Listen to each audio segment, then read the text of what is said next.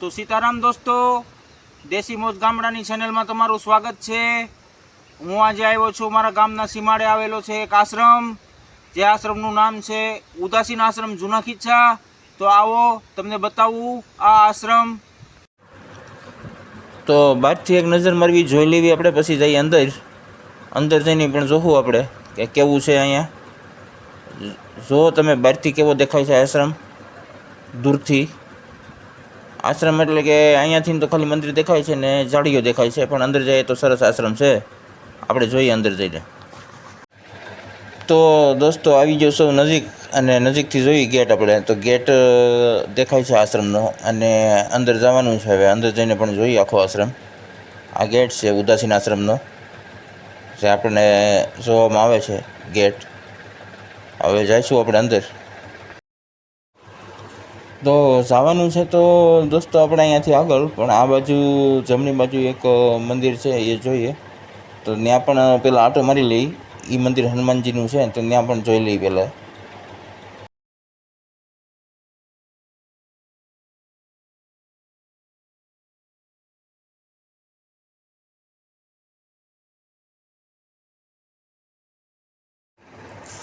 જાવી આપણે હાલ્યા જઈએ હવે ત્યાં સુધી, અને જોઈ મંદિર ત્યાં જઈને પણ હનુમાનજી દાદાના દર્શન કરવા જોઈએ મિત્રો। તો પહેલાં જ આપણે મુહૂર્તમાં હનુમાનજીના દર્શન કરી લેવા છે, પછી આપણે આગળ વધવું છે। સારી રીતે દર્શન કરી લઈએ। મંદિરે તમે જોવો છો કેવું સરસ મંદિર છે અહીંયા, બહુ સારું મંદિર છે, અને સાયો સારો છે, ઝાડવા સારા છે। વડલાના સાયાની તો વાત જ નહીં હો મિત્રો, બહુ સારો સાયો વડલાનો, ઘાટો સાયો, સારો સાયો। હવે જઈએ અંદર આપણે, મંદિરની અંદરને દર્શન કરીએ, પછી થોડીક વાર તમે મંદિર જોઈ લો હરખું, મંદિર તમને દેખાય પછી કંઈક કરીએ આપણે, અંદર જઈએ બરાબર।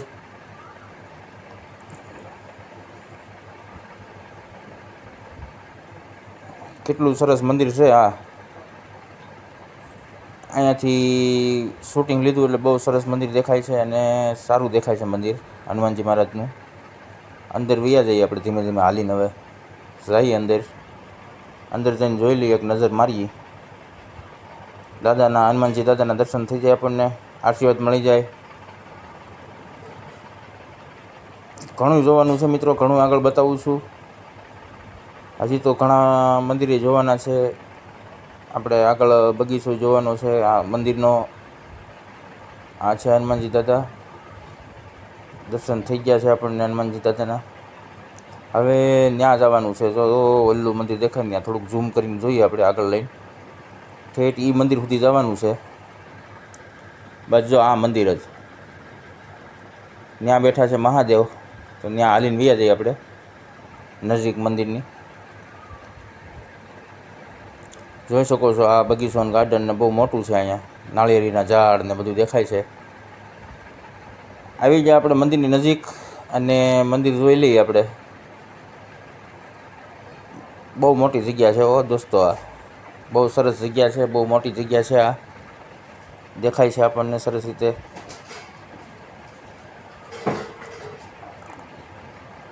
આ પટાગણ છે મંદિરનું, સારામાં સારું, મારા ગામથી દૂર છે, આ ગામના સીમાડે આવેલો આશ્રમ છે।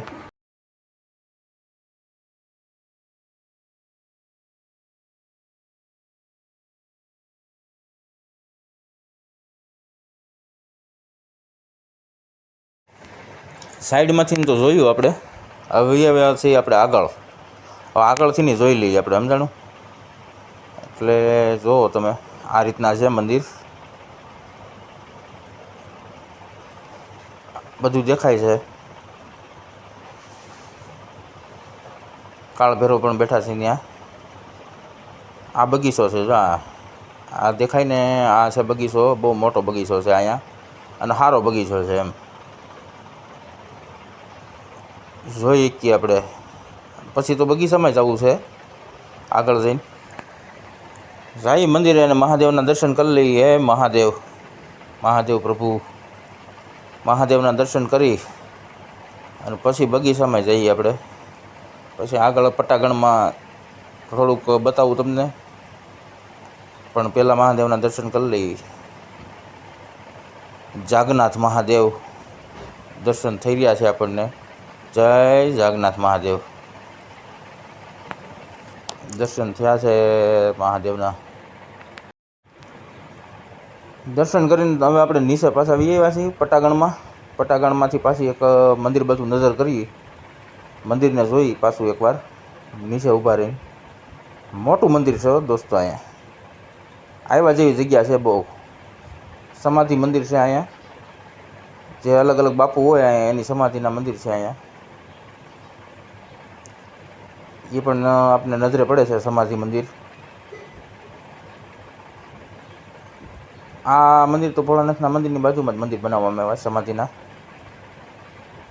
આ 3 સમાધિ છે. જાગૃત કાળ ભૈરવ, આ છે કાળ ભૈરવ દાદાનું મંદિર. એટલે મહાદેવનું મંદિર હોય અહીંયા કાળ ભૈરવ તો હોય જ. અને જો આ એક જોયા જેવું છે, આ એક ઝાડમાં હાથીની પેઇન્ટિંગ કરી છે. હાથીની પેઇન્ટિંગ કરી નાખી છે આમાં. જુઓ તમે, સૂંઢને બૂંઢને બધું આમાં હાથી જેવું જ લાગે અસલ. જોયું? આ છે આશ્રમ, જોઈ શકો છો. ઉદાસીન આશ્રમ, જૂના ખિસ્સા, બડા અખાડા. હા, આસોપાલવ તો જુઓ તમે, પવન આવે એટલે ઘેકુર છે આમ. જુઓ તમે, બહુ સરસ જગ્યા છે અહીંયા. સારું છે અહીંયા બહુ. અને ક્યારનો આંટા મારું પણ અહીં ગરમી નથી થતી. ઝાડવા બહુ છે ને, ઠંડો પવન આવે ઝાડવાને લીધે. જોઈ લો, ધજા ફડાકા મારે. પવન એમ છે, મોટા ટાવર ઉપર જોઈ લો તમે, ધજા ફડાકા મારે છે. પવન સારો છે ને, ધજા જોઈ લો ફરકી રહી છે. આ ધજા તો બહુ આગેથી દેખાય છે, ઊંચી બહુ છે. ટાવર આખો ઊંચો છે ને બહુ, એટલે બહુ આગેથી દેખાય. અમારા ગામમાં શું દેખાય ઘણી જગ્યાએથી. ઉંચાણ ઉપર આવે ને, ઉંચાણ ઉપર ત્યાંથી દેખાય આ ધજા. હવે આ છે બગીચો.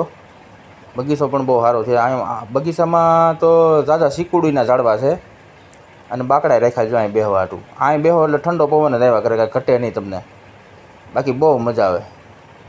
અહીંયા બેસી ગયા એકવાર એટલે પછી ઊભું થવાનું મન થાય નહીં. બહુ એટલે બહુ મજા આવે અહીંયા. જોઈ લો તમે આ બગીચો, જોઈ લે શીકુડીના ઝાડવા. અને આમ તો જો આવ્યા જેવી જગ્યા છે દોસ્તો. અહીંયા આવો એટલે તમને એક ફેરું મોજ ને મોજ જ હોય, આનંદ જ હોય અહીંયા. જોઈ લે બધા ઝાડવા કેવા છે.